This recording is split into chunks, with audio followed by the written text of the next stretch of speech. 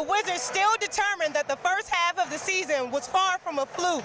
Things got a little shaky after the All-Star break, where they lost 2 straight games, one being against the Utah Jazz and the other being against the Philadelphia 76ers. However, they answered the semi-slump by winning 2 straight, one game being against that team that happens to be from the Bay, the Western Conference champion Golden State Warriors, and the other being against the Toronto Raptors in Toronto. Tonight they come home where they face the Toronto Raptors again and hope to get the sweep and hope to keep that momentum going.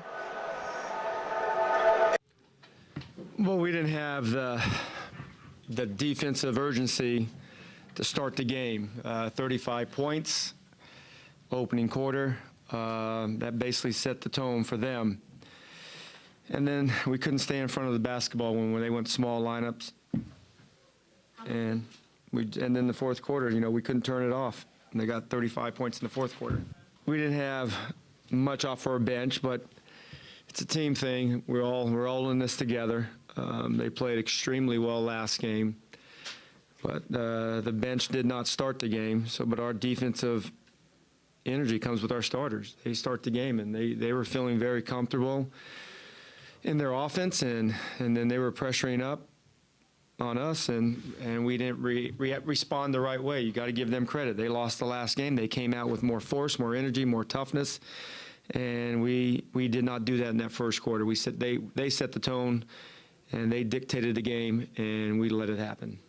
Nah, you know, he had the hot hand early on. He made I think 2 or 3 threes.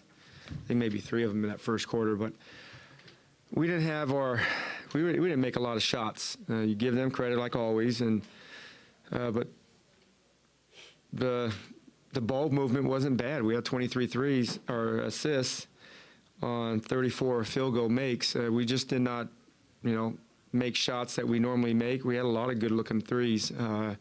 Brad had 2 or 3 of them, maybe in and out, but those are the breaks of the game. And it comes down, you know, when you score 106 points on your home floor, you should win that game. And we gave up too many points, 114, but the 35 bookends in the first and fourth quarter, basically that's the game. No, we want to just take every day with the responsibility that you have to do your job. And I like the group of guys I have. I'm not frustrated with the group. I understand that we want to keep playing better, and we want to keep playing consistent on the defensive end. That hasn't happened. We have to do a better job, myself and our team, and we will. I have complete confidence in the group. We got to come back Sunday against the Magic and play better before we go on the road. The Washington Wizards looking for a potential sweep of the Toronto Raptors, but couldn't get it done tonight as they lose here at home 114-106 to Toronto. Coach Scott Brooks accrediting the loss to a lack of defense, a lack of defensive intensity that started from the first quarter. Next on the schedule for the Wizards is the Orlando Magic, and hopefully they can rebound with a win from this one. From the Verizon Center, I'm Mikel Ramos. Back to you in the studio, Andrew.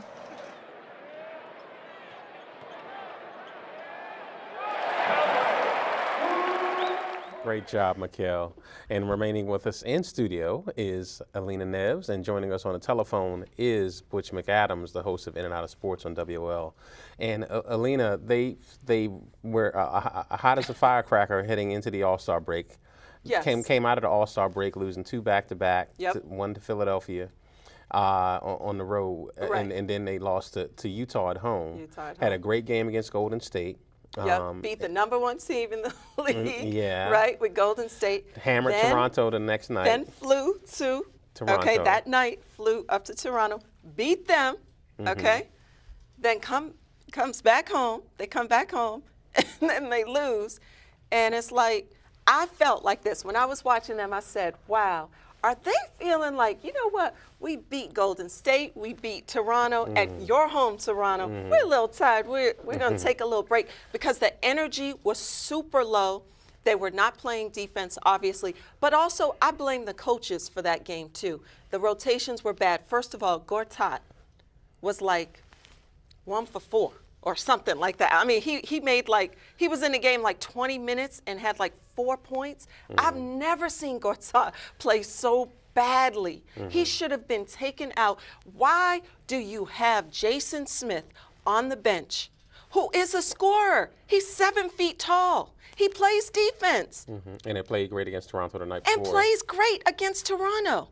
I understand he hurt his hamstring, but he should have been in the game. He could play. He could play. Okay, but I understand if you don't even have him in for the Toronto game. Okay, I give you that. But you don't even have him in the game against Orlando. On Sunday. Huh? I mean, I don't know. I was just surprised. I was like, wow. We're still beefing about that on Facebook now with like all my followers. They're like, what is going on with the Wizards? Why are they not utilizing Jason Smith? For me, it's like, why do you have him on the bench? Now, I understand they have Jan Mahimi, and Jan is supposed to pick it up, and they're investing $64 million in Jan, and I get that. But Jan plays defense. He's there for the physical part of the game. And I get that. I understand that. He's doing his job. He's getting his minutes. Even Kelsey said, Alena, he's getting great minutes. I get that. But he's not a scorer. He can't help them on the scoring side. And when you're down, and when that was the game against the Raptors was a beatable game. A winnable game, okay? Winnable game, they were beatable. You chose to keep Jason Smith on your bench. To me, I felt like they should have lost that game because the coaches made bad decisions, and they've continued to do that. And I don't understand why you have Jason Smith, a weapon. He's a scoring weapon.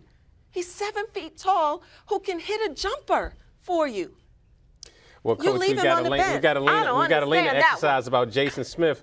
What's your thought on the Wizards? I mean, you had your buddy Jimmy Fly checking his sanity, predicting 50 wins, but here they are 13 wins away from reaching that 50-win mark, but they've got to do better heading out on this West Coast trip to solidify the defense. I'm going to quote that great poet, Flavor Flav.